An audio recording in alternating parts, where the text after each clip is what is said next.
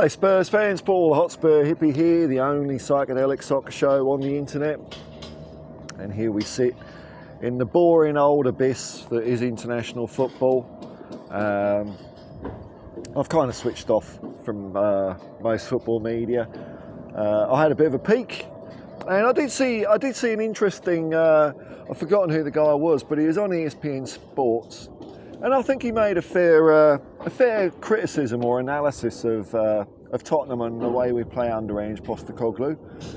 The gist of it was, apart from it wasn't Steve Nichols, because that guy's an idiot. He's just I don't know what that guy's on, man. But there's another guy that the system we're playing, this progressive football, it relies on intensity, and if the intensity isn't there, then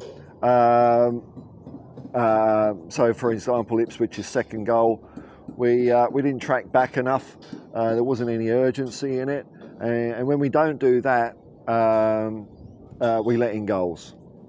And I think that's a fair way of looking at it, and that's why I think the way we're playing is the way to play. The only question is, when will it drop in the players' heads that that's what they've got to do? I don't know how much evidence they need to show that it works. I think they still believe that it works, but sometimes their behaviours don't marry that belief. The first half against Ipswich, when we were slower, it's like the opposite of the $6 million man, wouldn't it? Slower, worse, weaker, and we got caught out, and we lost the momentum of the game, and that was the end of that. Really, too much in the second half. But I would prefer to play a style of football that requires on intensity. I think there's too many games in the Premier League these days where two teams are too cagey, they're not really going at it, and as a spectacle for fans, I think it's really quite boring. I'd go back to the days when I used to watch football. Sometimes you'd get games like that, but not often. They seem to be a lot hungrier for it. So I don't know why our players are doing this sometimes, and it does seem to coincide with the international break. I did have a look at some of the highlights again just to see, and it did appear that to me that Romero and Brennan Johnson pulled out of a tackle, which I mean, dear oh dear, you can't be pulling out a tackle, son.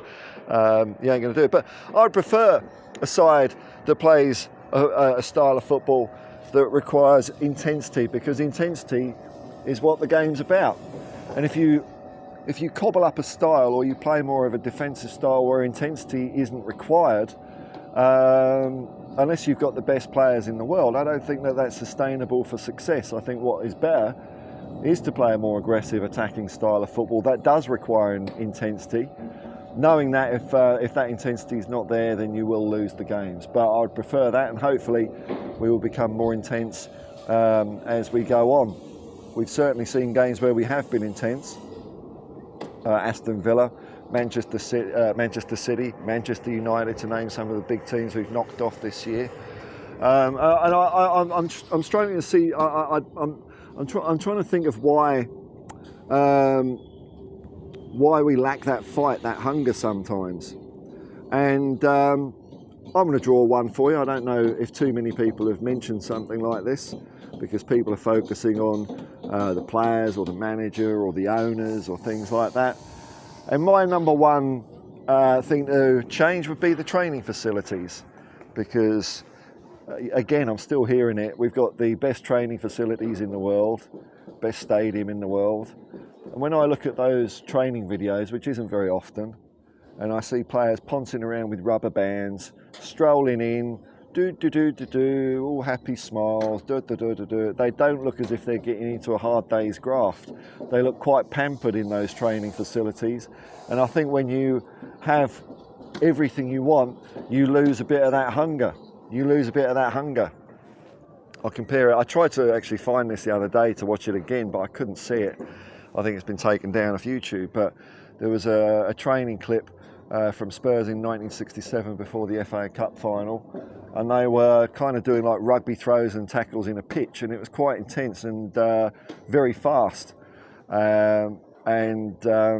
I just don't like the rubber bands. I don't like them coming in. Oh, what would you like for breakfast today, sir? Would you like one of those, I don't know, whatever the trendy drink of the year is. You've got to drink it out of a special container to get its full effect, or whatever that rubbish is.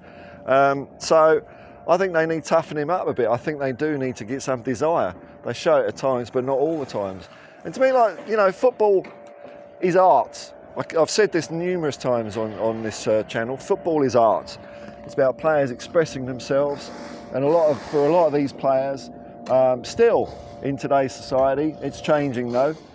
It is a way out of the humdrum that a lot of us other people have to go through, which is why I take joy in watching football. You have to forgive the building work there.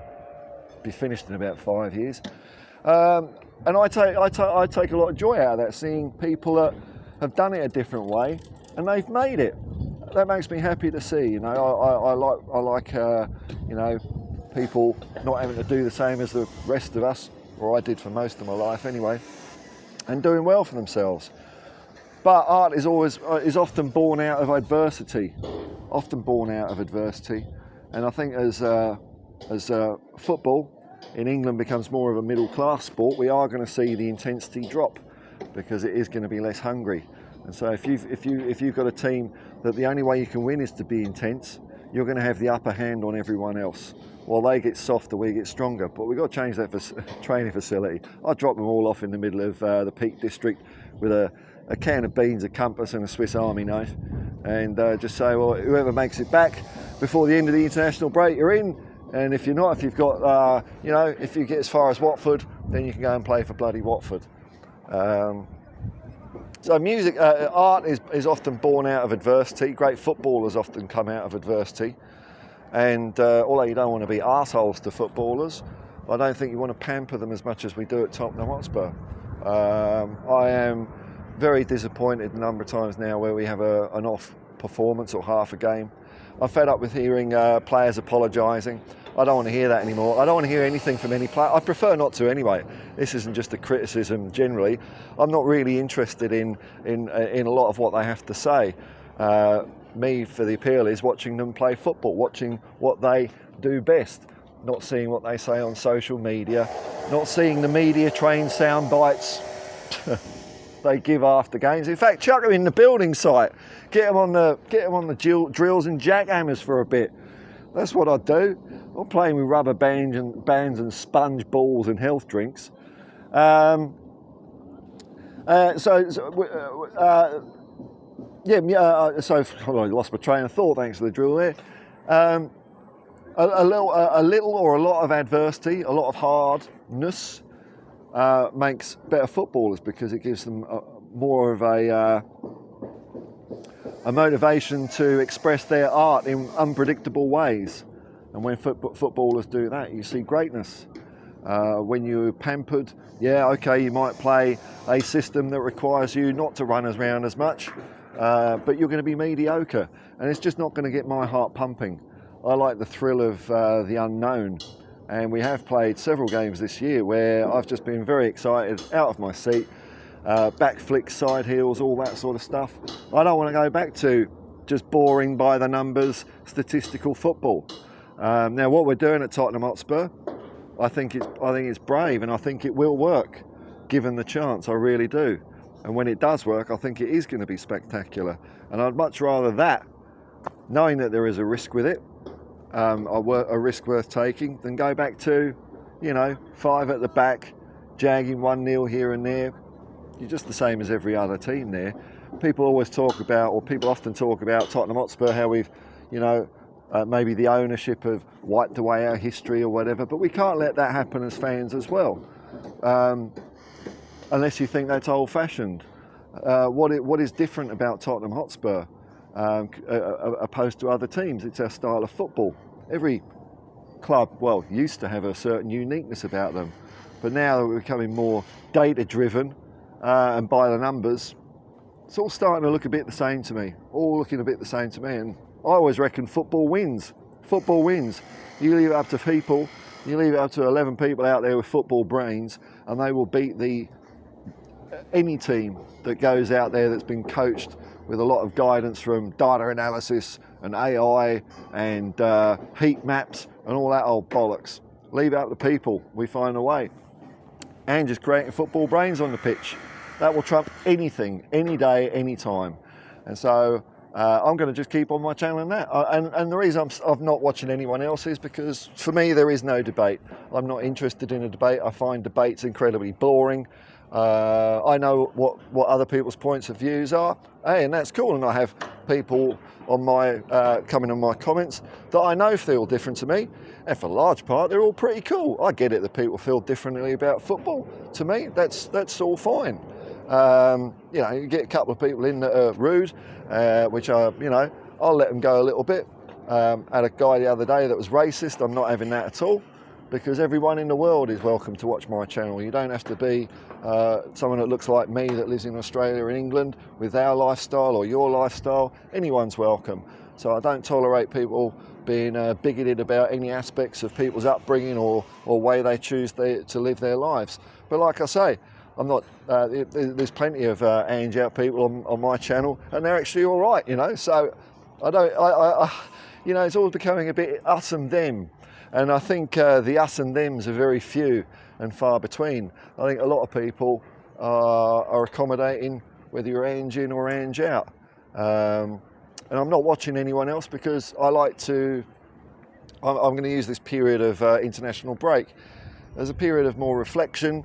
You know, how I want my channel to go and stay my own course. I don't want to have to keep on doing videos reacting to the latest crappy bit of controversy or dumbness that I see on the internet. I just want to do this my own way and make it a pretty entertaining place.